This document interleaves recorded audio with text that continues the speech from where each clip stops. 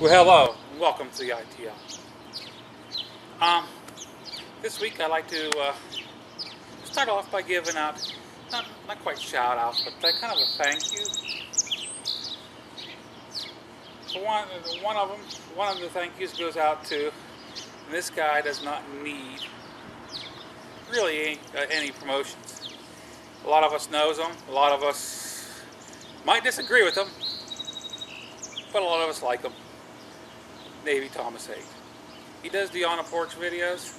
He does basically what they are little current events videos. He puts his thoughts into it. I actually think they're very informative. And even though I don't agree with him sometimes, hey, that's cool. That's cool.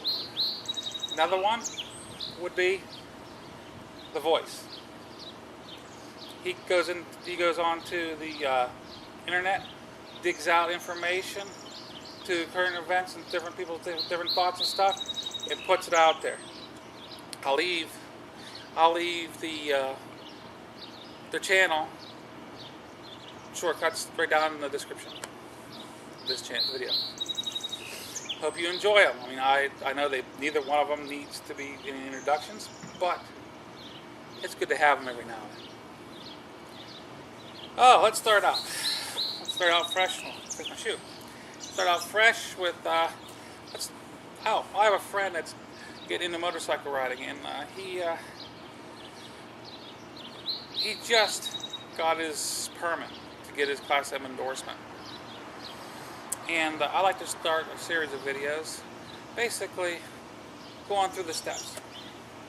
First off, before you get the endorsement, it is good to go ahead and do a risk assessment. Like everything in life, there is risks. And if you think about it, just getting out of bed, there's risks. Is it worth the risks to you?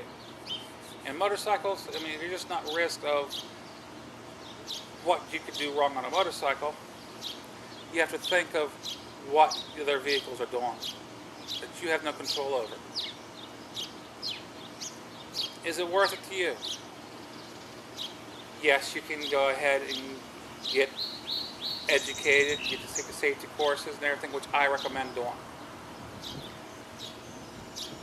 But there's always still things that you cannot control. I chose, it's well worth it. I mean, to me, it is what it is. I mean, it's going out, stepping out in front of the house on the curb. There's a risk that I might get hit off the curb by a bus. You just don't know. The risk assessment, though, is a vital part of it. It really gets you started on the road to motorcycle riding. If you choose yes, you find out in your area what you got to do to get your permit. The permit makes you so you can learn a short period of time where you can get an education to learn to get your Class M endorsement, which in that area in I live, it's M endorsement kids for motorcycle. I recommend, after you get your permit, to take the safety course.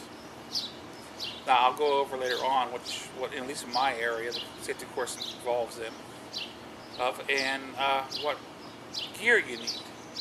And I'm thinking in the future also, really go into depth, okay, what gear do you really should have, and what gear you could start with on a budget.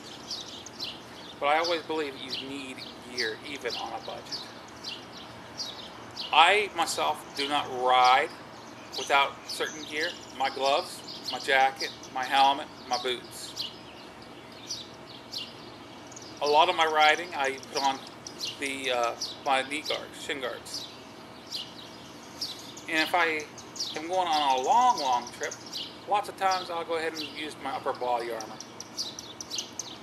That's a choice of mine, because no matter what, I'm always wearing a jacket to help out.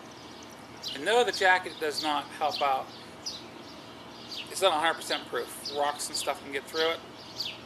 Yes, but it cuts down on it. I mean, I'm not going to try to be blinded and thinking that the jackets, my leather jacket or my denim jacket, is going to be 100% effective. No. That's just stupidity in my eyes, trying to think if you're trying to fool yourself on that. It just to help cut down on abrasions, stones, stuff like that. But this is just a start out, a kickoff. If I get good, I say good commenting and stuff back from you guys on this, whether I should go on with this. I think more than likely I'll end up doing it, because this is a subject that has been covered in the past, hit by hit and hit and hit. I think the ITL would be a good spot, a good place for this, for the new beginner rider to start getting some information. And also, the beginner rider, I'm not just talking from this video, I'm talking about from the comments too. What other riders experience, what other riders do and don't do. And I understand there's going to be some conflict here and there, and that's okay. Keep it to a minimum on the rumbles. I mean, it's okay to disagree, but it's also okay to just to agree to disagree. I mean, there's 100 ways you can come to a point. As long as we get to that point, that is what all matters.